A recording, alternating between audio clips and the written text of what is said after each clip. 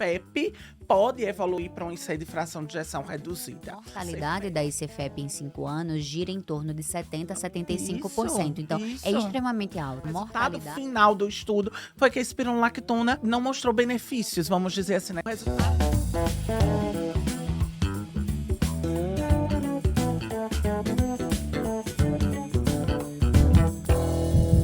Fala galera, seja muito bem-vindo e muito bem-vinda a mais um episódio do Clube da Cardio Podcast, o seu podcast de cardiologia.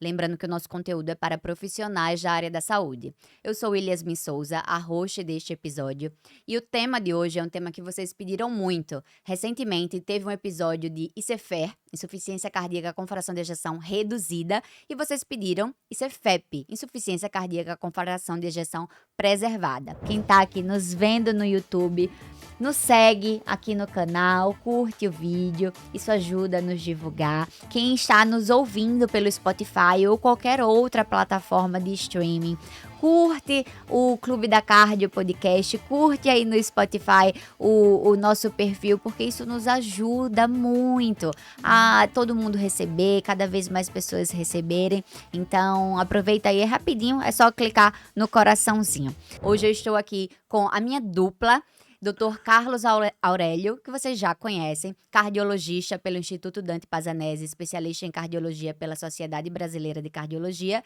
e especialista em IC avançada e transplante cardíaco pelo INCOL, meu amigo, sempre muito bem-vindo. Uma honra e alegria muito grande estar aqui na família do Clube da Cardio. Então, bora lá, né? A importância desse tema, Aurélio. Muita gente pediu por quê?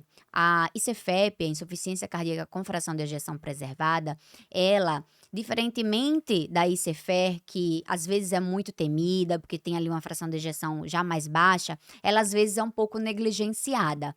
Porque o pessoal acha que não tem tanta agressividade, mas na verdade tem uma prevalência altíssima.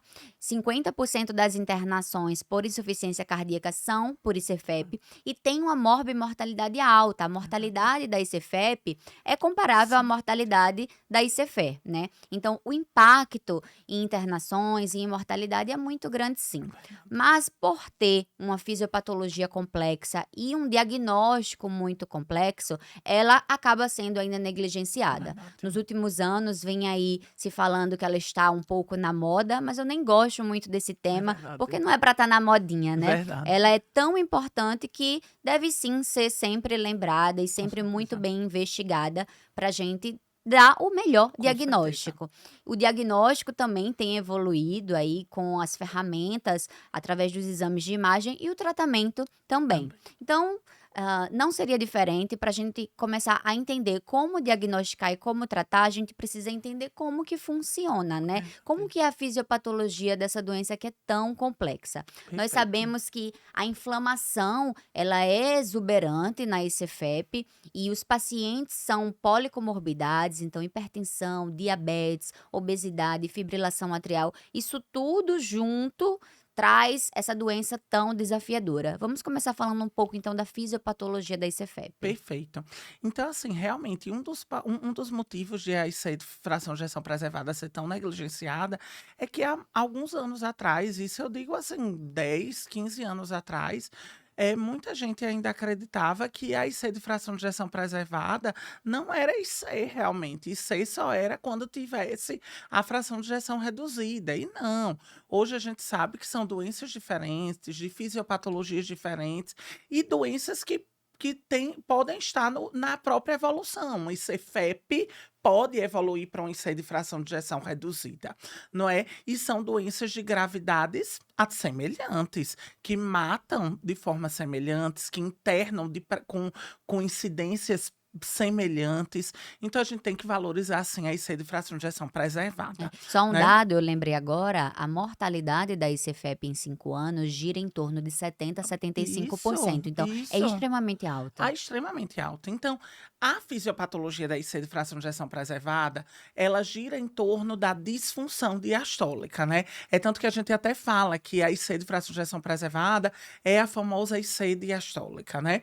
Então, a gente tem realmente uma disfunção diastólica diastólica. Na diástole, a gente tem 4 fases, né? A gente tem a fase de enchimento rápido, a fase de sístole atrial, a fase de diástase e a fase de relaxamento isovolumétrico.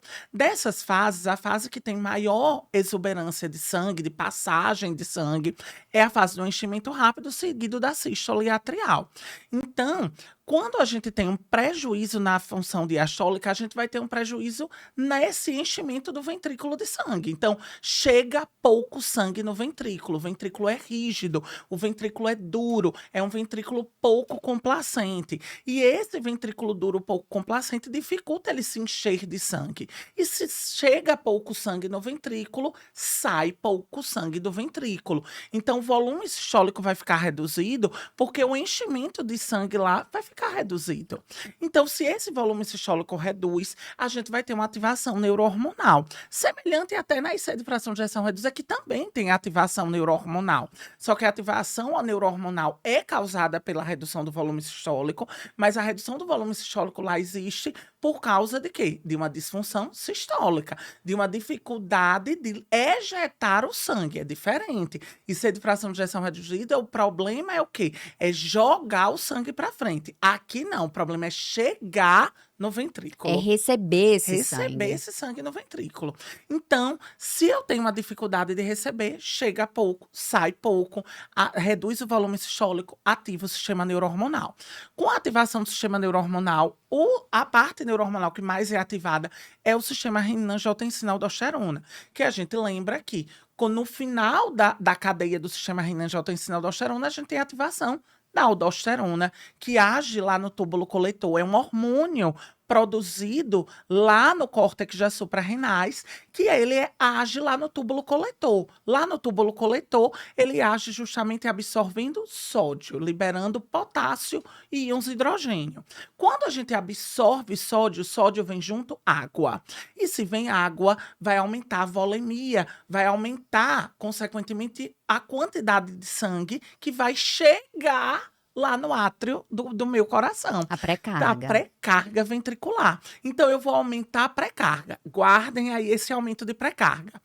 A aldosterona também faz o quê? Aumento da vasoconstricção, né? Além da angiotensina 2, que tem um alto poder vasoconstrictor, a angiotensina 2 estimula a liberação de aldosterona e essa aldosterona também tem um alto poder vasoconstrictor. E se gera aumento de vasoconstricção, a gente vai ter o quê? Aumento da resistência vascular sistêmica. E com o aumento da resistência vascular sistêmica, aumento da Pós-carga. pós-carga. Pós-carga é o quê? O aumento da resistência que o ventrículo tem para ejetar. Então, vai ser difícil de ele jogar o sangue para frente. E qual é o problema disso? Que quando a gente tem um aumento da pós-carga naquele paciente que já tinha disfunção diastólica, o ventrículo vai tentar ficar forçado a jogar o sangue para frente, tendo dificuldade de jogar. E isso daí faz com que estimule o aumento a diminuição da complacência ventricular. E essa diminuição da complacência deixa o ventrículo mais rígido, mais duro, mais espessado. E esse ventrículo mais espessado vai ser difícil de quê? De receber o sangue e, consequentemente, também de jogar o sangue. Então, em resumo, a gente tem o aumento da pré-carga, que esse aumento da pré-carga, eu estou tentando jogar o sangue para o ventrículo, não estou conseguindo. O sangue chegou no átrio, mas não está conseguindo desaguar no ventrículo. Por quê? Porque o ventrículo está duro, o ventrículo está rígido, o ventrículo está pouco complacente. E essa diminuição da complacência e essa rigidez é potencializada pelo aumento da pós-carga ventricular. E mais, quando a gente tem aumento da aldosterona, esse aumento da aldosterona estimula a liberação de várias citocinas, interleucina 6, TNF-alfa, isso aumenta a inflamação. E hoje a gente sabe que esse aumento da inflamação estimula o aumento da liberação de deposição de colágeno tipo 3. Tanto nos rins, levando ao aumento da fibrose renal e piora da função renal, como também leva ao aumento de fibrose e colágeno, por causa desse aumento de colágeno tipo 3 no coração. E isso vai levar a um coração ainda mais rígido, um coração ainda mais duro. Então, o que a gente percebe é o quê? Por causa da disfunção diastólica, eu vou ter, consequentemente, redução de volume sistólico, ativação neurohormonal, aumento de pré-carga, aumento de pós-carga ventricular. E esse aumento de pós-carga ventricular leva ao aumento ainda mais da rigidez ventricular, do espessamento ventricular, que vai dificultar o enchimento ventricular. Então, a gente tem um aumento de pré-carga, quero jogar o sangue para o ventrículo, não consigo, porque o ventrículo está duro, está rígido, e a inflamação ainda potencializa esse espessamento, essa rigidez. É por isso que obesidade, que é um dos grandes fatores de risco, que hoje a gente não considera só fator de risco, né? Ela está dentro da história natural da IC de fração preservada. A obesidade é uma doença altamente inflamatória e essa inflamação potencializa ainda mais, ou seja, estimula ainda mais o gatilho do sistema renina-angiotensina-aldosterona e aumenta ainda mais o gatilho para aumentar colágeno tipo 3, aumentar a rigidez ventricular, piorar a disfunção diastólica. Então, a disfunção diastólica ela é É um retroalimentada. ciclo vicioso, né? Isso Você mesmo. falou perfeitamente, assim, essa fisiopatologia e tão complexa que é, e eu estava aqui pensando, né? É uma fisiopatologia complexa num paciente que já tem várias comorbidades que são fatores de risco, Isso. como a gente já citou, hipertensão, diabetes, obesidade, fibrilação atrial, DRC, que é no ciclo vicioso, que pode ser consequência dessa fibrose pela Perfeito. fisiopatologia da ICFEP, mas também é uma doença que tem vários fenótipos. Então, é Perfeito. uma ICFEP que pode se manifestar como doença do coração direito, Perfeito. ou é uma ICFEP que pode ter associado ali doença periférica, Perfeito. ou é um paciente que já tem uma vasculopatia, vasos mais rígidos Perfeito. associados, ou então é um paciente que já tem uma disfunção sistólica, Perfeito. que não tem uma fração de ejeção ainda reduzida, né? A fração de Perfeito. ejeção está ainda acima de 50%, mas já tem uma disfunção sistólica Perfeito. associada. Então, a grande dificuldade de diagnóstico e tratamento da ICFEP é justamente uma fisiopatologia extremamente complexa, associada com vários fatores de risco e vários fenótipos. Então, Perfeito. são diferentes grupos de pacientes que a gente tem para identificar e tentar tratar. Perfeito. E uma mesma medicação para tentar tratar vários Dificílimo. fenótipos é difícil. Por isso que a gente não tem grandes estudos, não tem diversas medicações Verdade. igual a ICFER que reduzam desfecho duro, que reduzam mortalidade, né? Eu acho importante lembrar mesmo. isso. E um ponto importantíssimo que você falou, Williasmin, foi justamente, amiga, a questão do rim. A gente, é tanto que a síndrome cardiorrenal, que é aquela famosa síndrome cardiorrenal tipo 4, se a gente for revisar rapidinho síndrome cardiorrenal, Vai lá. é a interação do rim e o coração. Então, cardiorrenal tipo 1 e tipo 2 é quando a gente tem o coração levando a disfunção renal. Tipo 1 no cenário agudo, tipo 2 no cenário crônico. E a tipo 3 e tipo 4 é o rim levando a piora da função cardíaca. Tipo 3 no cenário agudo, tipo 4 no cenário crônico. E a gente sabe que dentro dessa fisiopatologia da IC de fração de ejeção preservada, está intrinsecamente ligada a essa síndrome cardiorrenal tipo 4. Porque quando a gente tem uma piora da função renal, seja porque a gente tem um aumento da fibrose renal, ou por diversos motivos que piorou a função renal, seja por hipertensão, por diabetes, que é a principal causa, né? Uma das principais causas principais são hipertensão e diabetes, ainda de doença renal crônica. Essa piora da função renal leva a fibrose renal. E essa fibrose renal, ela estimula também, é um gatilho para liberar também, para estimular a liberação do sistema renina-angiotensina-aldosterona. E aí, com esse gatilho, ou seja, eu estimulo ainda mais esse círculo vicioso da fisiopatologia da IC de fração de ejeção preservada.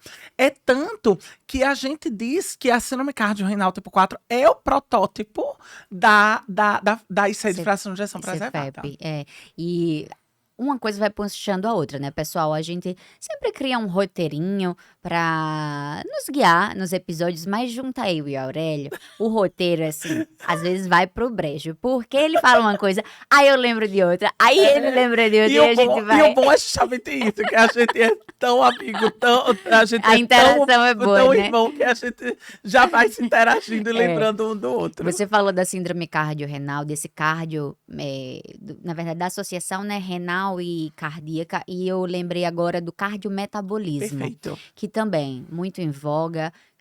Estamos tendo diversos estudos com novas medicações atuando no cardiometabolismo, e o Sim. cardiometabolismo também tem tudo a ver com isso Tudo, ICEFEP, né? E tudo. aí puxa o que você já falou em Da relação questão. à Exato. obesidade, à inflamação crônica, só lembrando nesse ponto. Mas agora que nós falamos da fisiopatologia, partindo para o diagnóstico, que é o que muito clínico, não só cardiologista, né? Pneumologista, os clínicos que recebem o paciente com a queixa de dispneia a Verdade. esclarecer tem dúvida. Como fazer um diagnóstico de insuficiência cardíaca com fração de ejeção preservada? Então, eu quero lembrar para vocês que o diagnóstico de CFEP é um diagnóstico sindrômico, é uma síndrome clínica. Dito isso, se é uma síndrome clínica, a gente parte do princípio que o paciente tem que ter sintomas. Isso é o Verdade. básico. Por que eu estou falando isso? Porque a alteração em imagem, em exames de imagem, por exemplo, ou até mesmo em exames laboratoriais, sem o paciente ter sintomas, não me diz nada. O paciente tem que ter sintomas para a gente dar o diagnóstico de CFEP. Então, é aquele paciente que vai ter principalmente, né? Queixa de dispneia, intolerância ao esforço físico. Então, sintoma associado ao quê? A uma alteração estrutural do coração ou funcional que está levando à congestão pulmonar ou sistêmica, que no ecocardiograma a gente usa o termo de aumento das pressões de enchimento, ou seja, tem aumento dentro das pressões da câmara que retrogradamente vai aumentar as pressões em leito capilar, pulmonar, vai dar dispneia e retrogradamente câmaras direitas e sistêmico, Isso. né? Então, sintomas associada à alteração estrutural ou funcional que está levando a aumento das pressões de enchimento. Isso é fundamental. Por quê?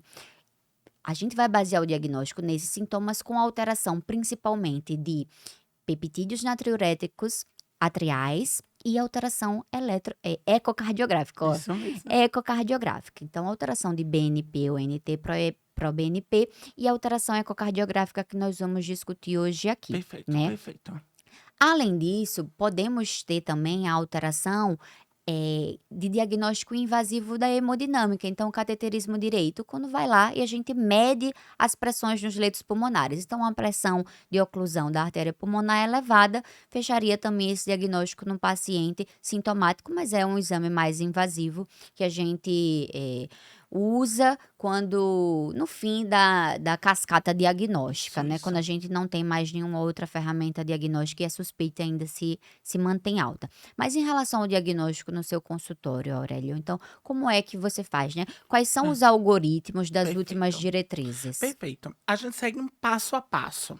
E o primeiro passo, como você bem falou, é ter os sinais e sintomas. Então, a gente tem que ter clínica de SEI. Então, clínica de SEI nada mais é que dispneia com sinais e sintomas de congestão.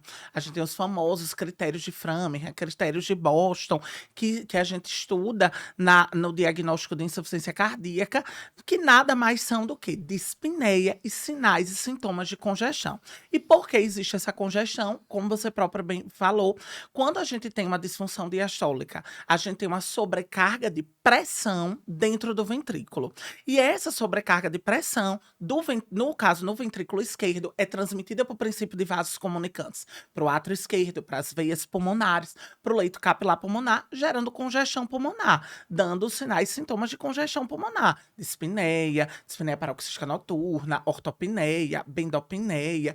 certo? Estertores crepitantes, que são as manifestações de congestão pulmonar. Seja do lado direito, a sobrecarga de pressão do lado direito, lembrando que o VD não aguenta tanta pressão, né? Então, a sobrecarga no VD é transmitida para o átrio direito, para as veias cavas, para o leito capilar sistêmico, gerando congestão sistêmica, gerando, ou seja, turgência de jugulares, refluxo hepatojugular, ascite, edema de membros inferiores. Ou seja, primeiro eu tenho que ter essa síndrome clínica de dispneia com sinais e sintomas de congestão. E aí está o nosso primeiro desafio, que é a gente descobrir se aquela dispneia que nosso paciente tem realmente é por congestão.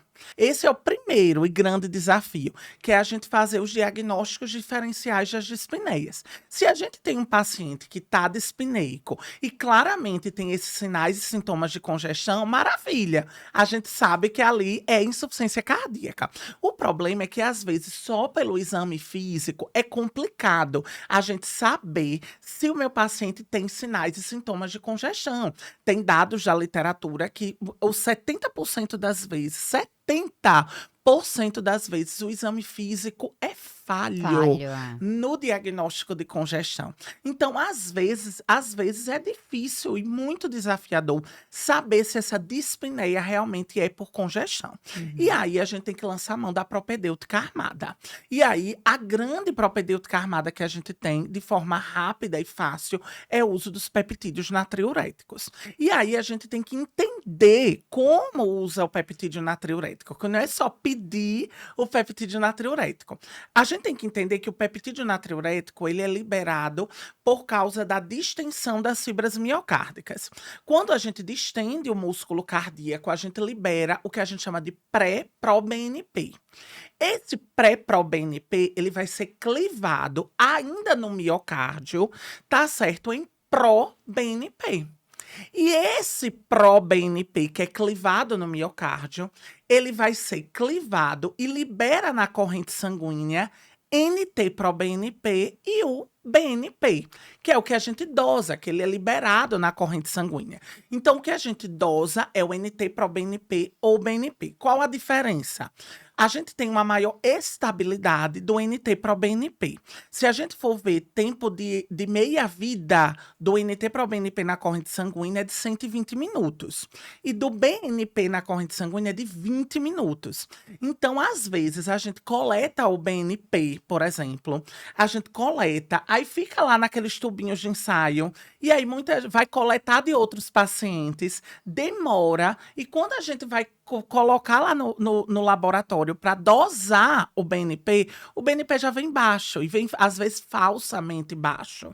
Então, a gente tem o NT-proBNP, se a gente for escolher, se a gente tiver a possibilidade de escolher, escolha o NT-proBNP. Mas se não tiver, o BNP é válido do Sim. mesmo jeito. Mas essa é uma dica Aham. muito válida mesmo. Isso é muito bom. E aí, a gente tem que saber interpretar o NT-proBNP. Se a gente for ver os guidelines, a nossa diretriz brasileira de cardiologia, ela coloca pontos de corte do BNP pela idade. Para a gente para ter facilidade em interpretar melhor o peptídeo natriurético, o que é que eu digo? O peptídeo natriurético ele tem um alto valor preditivo negativo.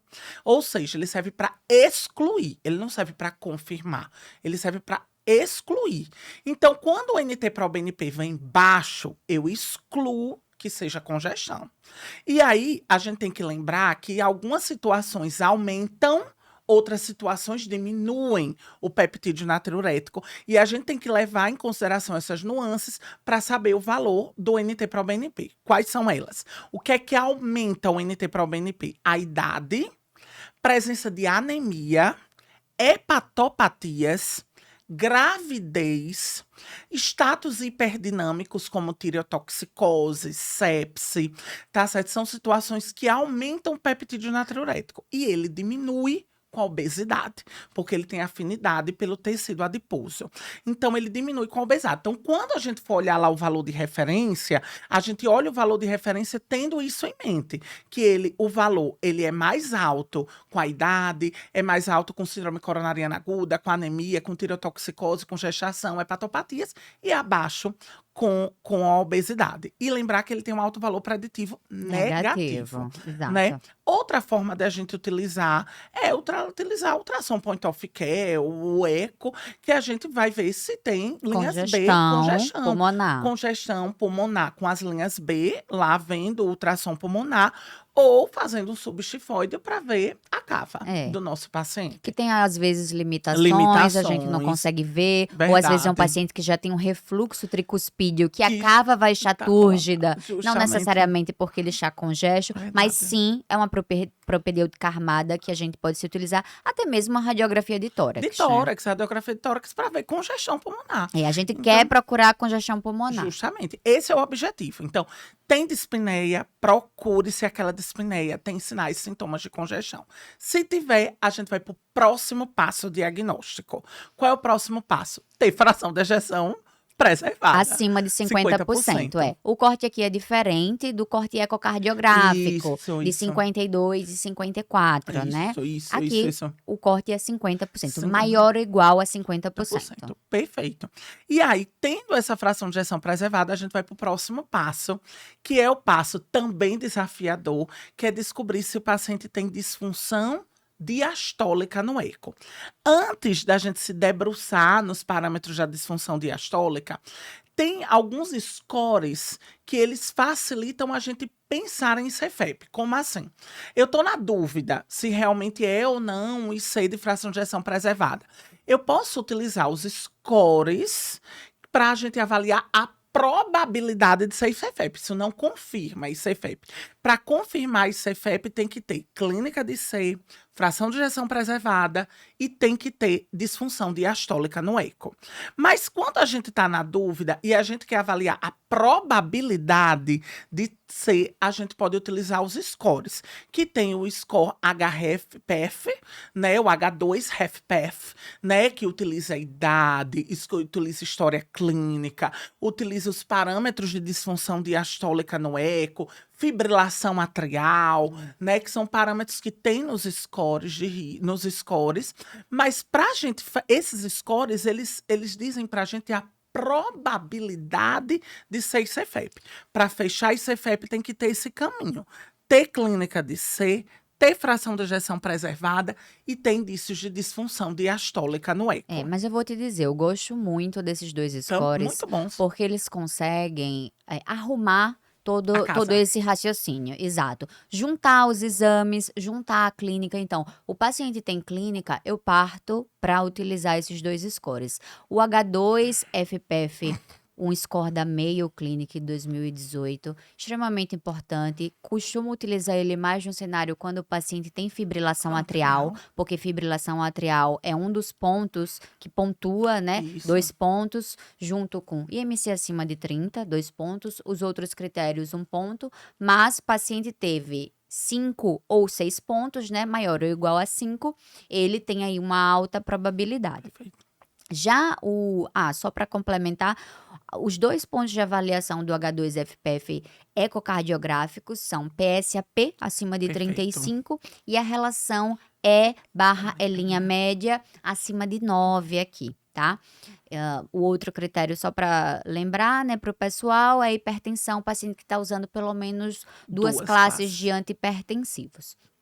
Então, esse eu gosto bastante para os pacientes hipertensos. O outro score, que é o score europeu, que é o HFAPF, que ele vem ali numa linha justamente de raciocínio clínico, essa que nós estamos seguindo aqui, ele vai ter bem mais parâmetros ecocardiográficos. Na sua prática clínica, você sempre utiliza os dois, ou como que você faz? Eu utilizo quando a gente tem dúvida. Tá, Quando eu dúvida. tenho a dúvida de ser realmente CFEP, de ser IC de fração de ejeção preservada, eu utilizo os scores. Tá. Porque quando tem a clínica de C, fração de ejeção preservada, e disfunção diastólica no eco, é tranquilo. O problema é que, na maioria das vezes, é difícil de identificar. Difícil, não E é aí fácil. o score ajuda a gente a corroborar o que a gente está pensando.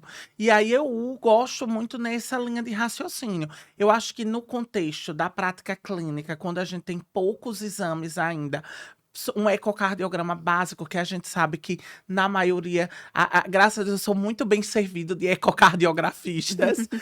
Em todos os lugares que eu trabalho, a prova está aqui. Eu Sim. sou muito bem servido, então os ecocardiogramas que eu tenho, graças a Deus, eles são muito bem detalhados. Mas a gente sabe que muitos ecocardiogramas não é a Não são realidade, né? assim, Não é a realidade. não é puxando a sardinha porque eu sou ecocardiografista, mas é muito importante você ter um ecocardiografista de Isso, confiança, né? isso. Até para ter uma discussão ali de, poxa, fiz esse exame, qual que é a sua principal suspeita? Eu vi isso, as possibilidades diagnósticas. Verdade. Então, conversar, né, debater o caso sempre ajuda. Mas a avaliação diastólica ao ecocardiograma ela é extremamente complicada. Muito. Existe falam, né, uma subespecialidade dentro da ecocardiografia, que é a diastologia, porque a diástole, ela é muito complexa de ser avaliada. E a gente vê com o passar dos anos que a classificação da diástole, ela tem mudado, justamente por conta disso. Verdade. Antigamente era classificada através de nomes, de pseudonormal, padrão restritivo, passamos para a classificação numérica, então diástole grau 1, disfunção diastólica grau 2 ou grau 3. Ano passado tivemos aí uma orientação do guideline britânico de laudar, né, com função diastólica preservada ou disfunção diastólica alterada com ou sem elevação das pressões de enchimento, justamente para ajudar o clínico que está lendo. Porque o conceito de que a função diastólica preservada e a disfunção diastólica grau 1, nós não temos elevação da pressão de enchimento, e na disfunção diastólica grau 2 e grau 3 nós temos elevação das pressões de enchimento, nem todo mundo tem, É nem todo verdade. mundo É sabe verdade. desse conceito. Então, tornar mais fácil a leitura de quem está pegando o laudo do ecocardiograma para Primordial. conseguir entender é fundamental, né? Não adianta a Perfeito. gente encher o laudo de números, de É, cálculos, se quem está lendo não está entendendo. é verdade. Então, teve essa orientação. Às vezes é difícil implementar na prática clínica por diversos motivos, mas sempre deixar descrito essa questão de elevação ou não das pressões de enchimento vai ajudar muito, porque a gente É sabe verdade. que a ICFEP ela necessita dessa elevação das pressões de enchimento para a gente fechar o diagnóstico no paciente sintomático. Perfeito. E outra coisa que eu queria ressaltar aqui nessa questão da avaliação ecocardiográfica na ICFEP é que a disfunção diastólica pura num paciente, ela não é específica e ela sozinha não justifica um diagnóstico de CFEP. Com Então, certeza. não é porque você pegou um laudo de ecocardiograma que tem diagnóstico de disfunção diastólica, mesmo que tenha elevação das pressões de enchimento, Verdade. que esse paciente vai ter CFEP. Justamente. Porque é um diagnóstico sindrômico, como a gente começou falando aqui. Então, vai muito além. Vocês estão vendo, né, pessoal? A gente usa scores, existem fluxogramas baseados nesses scores. A avaliação da diástole, muito provavelmente, ela vai mudar agora em breve com as próximas Verdade. diretrizes. Então, a gente vai conversar um pouquinho mais para frente sobre o score HFA-PF, que é o europeu, os critérios ecocardiográficos, mas muito provavelmente outros critérios serão adicionados. Então, strain do átrio, o próprio strain longitudinal do ventrículo esquerdo. Então, utilizar os scores junto nesse raciocínio clínico com os critérios ecocardiográficos é fundamental. E tem outra questão também, quanto a ao aumento das pressões de enchimento. Hoje, a gente está valorizando muito a questão da associação com esforço físico, Sim. para que a gente precocize, vamos dizer, entre aspas, né, utilizando o neologismo, precocizar, né? A gente avalia, perceber antes que tem a pressão de enchimento propriamente dito, a gente percebe esse aumento da pressão de enchimento durante o esforço físico. Tanto pelo eco, mas de forma mais fidedigna pelo CAT direito, Sim. né? A gente conseguir avaliar esses parâmetros de aumento de pressões de enchimento, um aumento de pressão do átrio esquerdo, né? Que é visto pelo aumento da pressão capilar pulmonar durante o esforço físico, Sim. né? A gente potencializa isso. Então, é tanto que a última diretriz europeia de cardiologia, ela colocou como um fator a mais quando a gente tem dúvida, utilizar o CAT direito com esforço. Como assim? O paciente vai fazer esforço e vai estar com o catéter de Swan-Ganz lá. É um esforço diferente. Aí ele usa numa ciclomaca, né? Um Um cicloergômetro, né? cicloergômetro, então ele tá lá deitado ou até sentado, propriamente dito. O ideal é até deitado mesmo. E ele deitado, ele faça um esforço físico com um cicloergômetro. E aí a gente consiga avaliar as pressões de enchimento que estão aumentadas. E aí a gente junta mais dados. Então a gente tem aquele paciente que tem clínica de IC, a gente percebeu que tem clínica de IC, tem fração de ejeção preservada, tem indícios de disfunção diastólica e, associado a esse campo da disfunção diastólica, o aumento das pressões de enchimento potencializados, desencadeados pelo esforço físico. É, às vezes a gente escuta, né, o aumento das pressões de enchimento ali é referido pelo aumento da relação E', mas no score HFA-PF, os critérios vão muito além da relação E'. Então, se nós tivermos redução das ondas E', tanto septal quanto lateral, septal menor que 7, lateral menor que 10, é um critério maior. Nos pacientes mais idosos, esses valores mudam, tá? Então, um valor de átrio aumentado, acima de 34, indexado para a superfície corpórea. Se o paciente tiver fibrilação atrial, o valor muda também, é um valor de corte de 40. Então, são pontos que a gente sempre tem que lembrar. E é uma tabela que, assim, gravar é um pouco difícil. Isso. Então, no nosso dia a dia, a gente consulta, né? Mas outros parâmetros, o aumento da espessura das paredes do ventrículo esquerdo. Então, espessuras acima de 12, associado a aumento da massa do ventrículo esquerdo indexada. Então, o critério maior vai ter valores maiores, o critério menor são valores menores. Critérios maiores desse score ganham 2 pontos, critérios menores ganham 1 ponto, e também os valores dos peptídeos natriuréticos, também variando se o paciente tem FA ou não. não. Paciente com FA, 3 vezes maior o valor do peptídeo natriurético. Então, o score HFA-PF, ele é mais complexo, mas ele traz muito mais minuciosidade de Isso. dados que nos ajuda. Então, o laudo ecocardiográfico, ele precisa vir com esses parâmetros para poder ajudar o clínico, né? Outro ponto, Aurélio, que eu acho importante a gente citar aqui, acho que do diagnóstico a gente conseguiu dar uma luz, né, de Isso. a clínica com alteração funcional ou estrutural do coração, principalmente alteração de BNP e alteração ecocardiográfica. A gente utiliza esses 2 scores, o H2FPF e o HFA-PF, para nos ajudar a organizar esse pensamento. Mas a ICFEP, por ter diversos fenótipos, entram aí diagnósticos como amiloidose, Isso. doença de Fabry, dentre outros, que tem inclusive um paper de Dr. Pedro Schwarzman, sou fã de Dr. Pedro, e aconselho vocês a lerem, que o título fala, né? Existe ICFEP secundária ou não? Isso. Gosto bastante. Esse conceito de ICFEP secundária às vezes pode ser um pouco confuso, mas eu entendo que é um espectro. O protótipo da amiloidose, claro, o paciente tem uma disfunção diastólica, ele tem CFEP, mas é uma doença que tem nome e sobrenome e tem um tratamento específico. Então, sempre que a gente tiver um tratamento específico para a doença, a gente consideraria ali uma ICFEP secundária, entre aspas, né?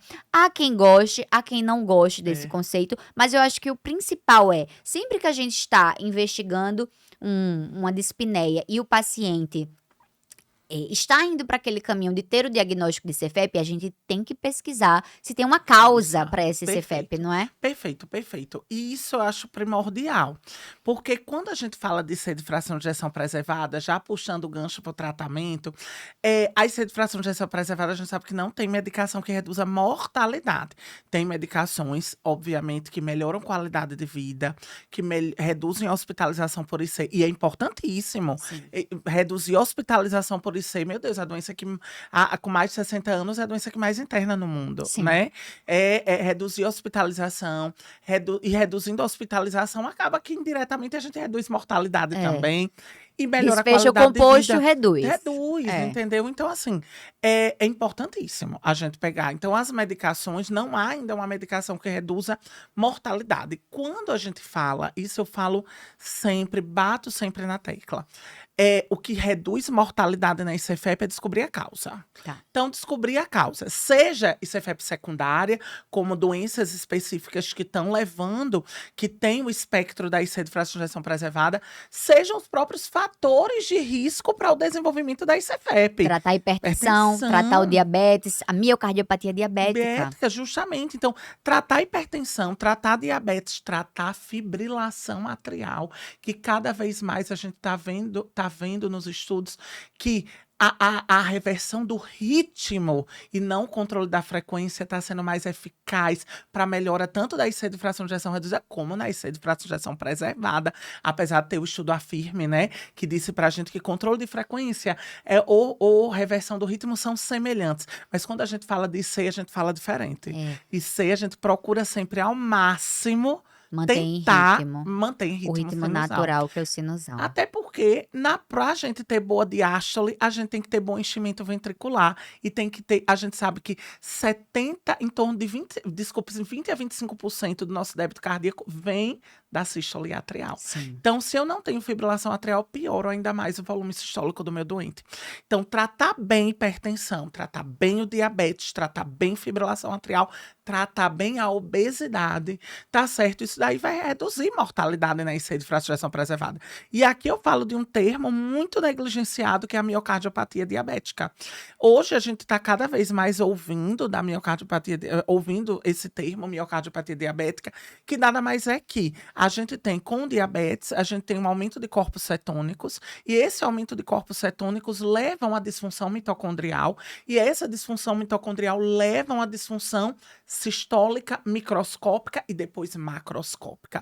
Por causa dessa mitocondriopatia, dessa disfunção mitocondrial potencializada pelo aumento de corpos cetônicos decorrentes do diabetes.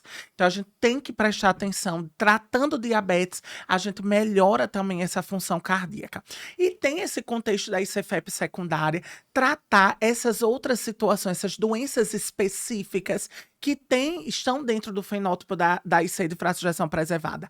Amiloidose, né? Amiloidose. Então, se a gente tem suspeição de amiloidose, a gente vai ter um podcast de amiloidose, né? A gente tem que, se pensar em amiloidose, procure o diagnóstico, porque se a gente tiver uma amiloidose AL, trate a gamopatia monoclonal. Se a gente tem uma amiloidose TTR transtirretina, dê as medicações que clareiam a transtirretina ou que são silenciadores gênicos, os clareiam a transtirretina, o tafamides, os que são silenciadores gênicos, o vutrisiran, o eplotecem, o inotecem, que são medicações que vão diminuir a transtirretina do nosso paciente.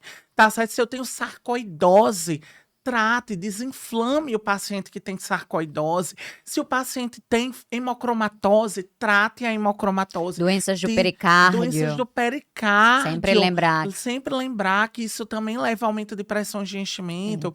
Doença de Fabry, né? Procurar doença de Fabry. Se meu paciente tem um fenótipo de espessamento miocárdico, procure essas fenocópias.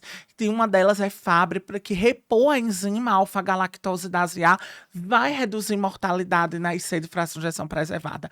Então, eu acho que o grande trunfo do tratamento é procurar, não é só a gente dar essas outras medicações, são importantíssimas, que a gente vai falar já já, que são as medicações que melhoram qualidade de vida, reduzem a hospitalização por IC, melhoram sintomas, mas procurar a causa. Procurar a causa. Tem que procurar a causa. Então, tratar bem a hipertensão, diabetes, tratar a obesidade, tratar bem a fibrilação atrial, procurar a causa. Se for amiloidose, trate a amiloidose. Se for sarcoidose, trate a sarcoidose. Se for hemocromatose, trate a hemocromatose. Se for endomiocardiofibrose, trate a endomiocardiofibrose. Perfeito. Né? Porque isso vai sim reduzir desfecho duro no nosso paciente. E é aí que entra outras modalidades de imagem, porque o ecocardiograma no cenário da ICFEP é o grande exame de rastreio, ele vai nos ajudar a fechar o diagnóstico com certeza, mas aí pode ficar a pergunta, e quando que entra, por exemplo, a ressonância cardíaca ou uma cintilografia, né? Então, vai entrar justamente nesse cenário que você suspeita que tem uma causa para aquela ICFEP. Então, Perfeito. a ressonância vai avaliar muito bem aquele miocárdio, uma cintilografia para avaliar, por exemplo, se não é uma doença isquêmica, se não tem coronariopatia levando, que sim, pode Perfeito, acontecer, com paciente certeza. com mais idoso, hipertenso, diabético, dislipidêmico, pode ser sim uma coronariopatia, tem que estar no nosso leque de diagnósticos diferenciais. Então, esses exames, a multimodalidade dos exames de Perfeito. imagem vai nos ajudar justamente nesse ponto de procurar se tem uma causa para essa ICFEP ou não, para a gente tratar de forma específica. Para fechar esse bloco da questão do tratamento, só para os nossos ouvintes entenderem que nós utilizamos os scores, se deu uma alta probabilidade, a gente fecha o diagnóstico de CFEP pela última diretriz brasileira, mas se a gente deu ali um score em nível intermediário, a gente vai partir para um ecocardiograma com estresse físico, Isso. ou até mesmo para um cateterismo direito, como a Aurélia muito bem citou. O ecocardiograma com estresse físico vai avaliar justamente essas pressões durante o exercício, porque o paciente pode ter sintomas apenas durante o exercício e o ecocardiograma transtorácico de repouso não consegue flagrar esse aumento das pressões, essas alterações. Então, o ecoestresse, o ecocardiograma com estresse físico, seja em esteira, seja em cicloergômetro, vai fazer o diagnóstico nesses pacientes que têm scores intermediários, né? Perfeito, perfeito. Partindo agora para a parte do tratamento, Aurélio, nós tivemos um paper publicado recentemente por os nossos amigos do Dante Pazanese, que trouxe aí a Excelente. dupla dinâmica, né? Isso. No nosso podcast de ICFER, nós falamos do quarteto fantástico. Isso. Hoje vamos falar da dupla dinâmica. Eu adorei Perfeito. esse insight que eles trouxeram. Essa dupla dinâmica é baseado justamente no inibidor da SGLT2 e na finerenona, né? Perfeito, excelente. Então a gente sabe que baseado nos estudos, os mais recentes, o Deliver, que foi com dapagliflozina, e o Emperor Emperor. Preserved, né, que foi com empagliflozina, e eles mostraram pra gente, não houve uma redução de mortalidade, né, houve sim redução de hospitalização por IC, melhora de qualidade de vida, visto no questionário de Kansas City, e mostrou também, né, a questão de melhora sintomática. Então, maravilhoso. A gente está à procura de uma medicação que reduz a mortalidade, mas como a gente falou no início do nosso podcast, é uma doença de múltiplos fenótipos. Vai ser muito difícil a gente encontrar o elixir para resolver a vida da IC de fração Quem preservada. descobrir, rapaz, Realmente ganhou o mundo da gente da IC, da cardiologia. da cardiologia, porque vai ser difícil realmente encontrar, né? A outra questão, os inibidores de SGLT2, então eles sim, eles melhoram, os inibidores de SGLT2, eles devem fazer parte, né, da nossa receita, salvo Dapa ou contraindicações. empaglifosina, não tem diferença Não na tem. prática, são ótimos, posologia e dose, né? Perfeito. Muito fácil, esses pacientes têm que estar em uso. E a Perfeito. finerenona? E a finerenona, a gente viu, né, a questão da finerenona, ela foi testada inicialmente no protocolo da doença renal crônica, do diabetes, né? Então a gente teve o estudo Fidelio, o estudo Fígaro, né, que eles mostraram. O Fidelio inicialmente foi no contexto, tendo o desfecho primário, foi progressão da doença renal crônica do diabetes, e o desfecho secundário foi melhora de desfechos cardiovasculares. Já o Fígaro foi o oposto. A gente teve o desfecho primário formado por melhora de desfechos cardiovasculares, redução de risco cardiovascular, até hospitalização por insuficiência cardíaca, e o desfecho secundário foi doença renal crônica do diabetes. Aí eles juntaram o Fidelio e o Fígaro, tá certo, e juntaram e formaram juntaram esses dois estudos, e a gente mostrou, teve uma redução de desfecho, principalmente na progressão da doença renal crônica do diabetes. E aí a gente, depois desses estudos, ficou aquela dúvida: será que tem benefício realmente na IC de fração na insuficiência cardíaca? Aí veio o famoso estudo Fine-Artes. Esse estudo famoso, ovacionado no Congresso Europeu de Cardiologia do ano passado, né, no Congresso de 2024, e foi um estudo assim que foi muito impactante, que ele mostrou pra gente o benefício da finerenona no paciente com IC de fração de ejeção preservada e levemente reduzida. E ele mostrou no desfecho composto, era formado por morte, né, e hospitalização por Hospitalização. IC, e aí teve redução do desfecho composto, que foi o desfecho primário. Mas, quando a gente foi ver a análise dos subgrupos, realmente a gente viu que foi às custas de hospitalização por IC. Não podemos tirar esse demérito, Não, é. né? Reduzir a hospitalização por IC é importantíssimo, importantíssimo. Então, teve sim benefício, tá certo? Foi muito importante, tá certo? A A gente finerenona. E podemos utilizar, a gente né? pode utilizar. E qual é a Podemos não, plausibilidade? devemos. Devemos utilizar. E qual é a plausibilidade da gente utilizar? Por que a gente deve utilizar? A gente lembra da própria fisiopatologia da ICFEP. Sim. Ela está intrinsecamente ligada, tá certo, à hiperativação do sistema renin-angiotensinal-aldosterona. Aquilo tudo que você explicou no início do E ele episódio. melhora. Aí veio aquela dúvida que a gente até falou no DICE de fração de ejeção reduzida. Finerenona, espironolactona ou eplerenona, Sim. né? A gente tem alguns benefícios para a finerenona, que é sua distribuição equalitária no rim e no coração, sua melhor biodisponibilidade. Então, talvez, tá certo, seja superior. A gente já tem estudo com espironolactona na IC de fração de ejeção preservada, que foi o TopCat, Sim. que mostrou pra gente, tá certo? Mostrou pra gente que existe uma variabilidade de resposta no globo. Então, quando a gente avalia, alguns países, principalmente de pessoas mais caucasianas, não teve um benefício tão bom na espironolactona. Mas a gente, como o desfecho global do estudo foi negativo, né? Negativo, eu digo, no total, o estudo, o resultado final do estudo foi que a espironolactona não mostrou benefícios, vamos dizer assim, na IC de fração preservada.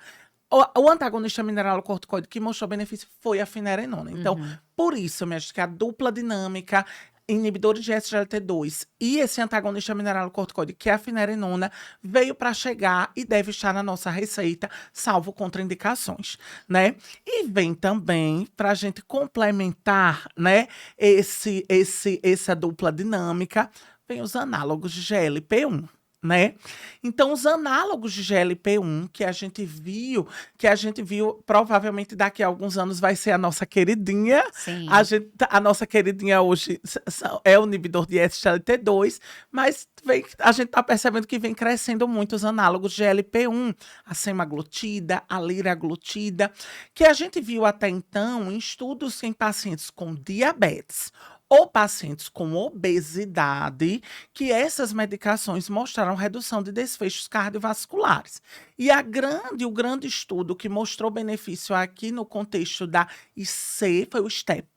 Né? Foi o estudo STEP, né, HFpEF, que mostrou pra gente que pacientes que eram obesos, que pacientes que tinham IC de fração de ejeção preservada, esses pacientes tiveram benefício com os análogos de GLP-1, mostrando redução de reduzindo inclusive mortalidade. Mas a gente não sabe ainda se essa melhora foi porque a gente melhorou a obesidade, não sabe se foi porque a gente melhorou o diabetes ou se realmente mostrou o benefício puro, como a gente viu com inibidores de SGLT2, que foi independente do diabetes o benefício, e com a finerenona, independente de hipertensão, independente de outros comemorativos que o paciente tenha. Até então, todos os estudos que avaliaram os análogos de GLP-1 foram em pacientes ou com diabetes ou com obesidade. Sim. Então, a gente não tem ainda dados robustos, a gente até acredita, né? É uma hipótese de que realmente eles são bons no contexto tanto da IC de fração preservada, redução de risco cardiovascular, porém, todos os estudos randomizados, controlados, estudos robustos, de robustez científicas, sempre tinha um viés para dizer. A gente não sabe se é um benefício independente de outras comorbidades. Mas com certeza em breve saberemos. Saberemos. O que a gente sabe então, inibidor da SGLT2 e finerenona, e se o paciente tem obesidade associada, com certeza ele vai precisar de um análogo da GLP-1. E podemos já citar também os análogos duais, a grande aí, a tizepatida, que está tão em voga, né? Isso. Amigo, acho que conseguimos passear por todos os principais pontos dessa doença, dessa síndrome clínica que é tão fundamental dentro da Verdade. cardiologia e dentro de outras especialidades. É que eu chamo a atenção tanto os nefrologistas como os pneumologistas Isso. que vão receber esses pacientes e que vão ter ali o primeiro contato para iniciar esse diagnóstico, até mesmo iniciar o tratamento, se sentirem seguros ou então encaminhar. Mas a gente conseguiu passear. Foi mesmo. Quer acrescentar mais alguma coisa? Acho que a gente Perfeito, conseguiu falar perfeito, tudo, né? perfeito. Eu acho que só uma coisa que eu acho que, amiga, você como ecocardiografista, uma coisa que a gente ouve muito na residência, né, é que o átrio esquerdo, eu ouvi isso falar muito, doutora Adelaide lá no Danto falava muito, o átrio esquerdo é o RG da função diastólica. Você acha que hoje, perspectivas futuras hoje, como você Sim. própria falou, Uhum. né, que vem modificando cada vez mais os parâmetros da função diastólica. Mas hoje você acha, amiga, que a função do átrio esquerdo e os parâmetros ecocardiográficos, como o strain do átrio esquerdo, tamanho do átrio esquerdo, deformidade do átrio esquerdo, é o futuro ou é o presente da avaliação da função Já é o diastólica? presente, já é o presente. Já temos, statements, já temos trials, guidelines orientando inclusive. A miopatia atrial é Isso. um dos fenótipos da ICFEP, então a avaliação do strain atrial, seja o strain de bomba, seja o strain de reservatório do átrio esquerdo, já estão sendo inclusos no fluxograma de avaliação da função diastólica do ventrículo esquerdo. Então, muito provavelmente teremos diretriz ecocardiográfica logo em breve, diretriz de avaliação de diástole e teremos aí muito provavelmente a inclusão do strain do átrio esquerdo. Então, strain do átrio esquerdo ele já é o presente nessa avaliação. A grande dificuldade, a gente sabe que no nosso Brasilzão, né, a possibilidade de utilização, porque precisa de um software específico e precisa de gente treinada para fazer Verdade. isso. Então, é para todo mundo? Deveria ser. Será para todo mundo? Muito provavelmente Não. não. Mas sempre que houver essa possibilidade, sim, é para ser utilizado. Perfeito. Porque a gente já sabe que, seja strain de reservatório, seja strain de bomba do átrio esquerdo reduzido, já é um marcador de miopatia atrial. E miopatia atrial é um fenótipo da ICFEP. Então, nós temos uma orientação europeia do ano passado que já inclui strain do átrio esquerdo reduzido. E muito provavelmente eu acredito que esse ano já entre Já sim na entrei. avaliação. Como já temos a avaliação do strain do ventrículo esquerdo. Então, por Verdade. exemplo, no score HFA-PEF, nós É de temos boa. um dos critérios menores Verdade. é o strain reduzido menor que 16, então ganha assim um ponto, mas pode ser que ele venha aí, que suba em gravidade, ganhe mais Verdade. pontos nesse Verdade. cenário. Então, Verdade. sim, muito provavelmente se a gente repetir esse episódio para o fim do ano, a gente vai trazer novidades aí. Verdade, verdade. Muito bem lembrado. Excelente. Que podcast massa, né? Ah, muito Sempre é bom. Que a gente, obrigada. a gente é uma Eu sintonia tão gostosa que adoro. é maravilhoso. Muito obrigada por mais essa participação. Eu adoro sempre conversar aqui com você. Verdade. Em breve teremos episódio de amiloidose, um Perfeito. tema que eu sei que você adora falar, eu Verdade. também, né? Então, pessoal, quero agradecer a presença de vocês. Quem tá aqui nos vendo no YouTube, nos segue aqui no canal, curte o vídeo, isso ajuda a nos divulgar. Quem está nos ouvindo pelo Spotify ou qualquer outra plataforma de streaming, curte o Clube da Cardio Podcast, curte aí no Spotify o nosso perfil, porque isso nos ajuda muito a todo mundo receber, cada vez mais pessoas receberem. Então, aproveita aí, é rapidinho, é só clicar no coraçãozinho. Nos sigam no Instagram, @Clube da Cardio, @Clube da Cardio Podcast. O Instagram de Aurélio, Dr. Carlos Aurélio, estará também aqui na nossa descrição. Sigam ele lá. E muito obrigada, pessoal. Eu espero que vocês tenham gostado. Um beijo e até a próxima. Tchau, tchau. Tchau.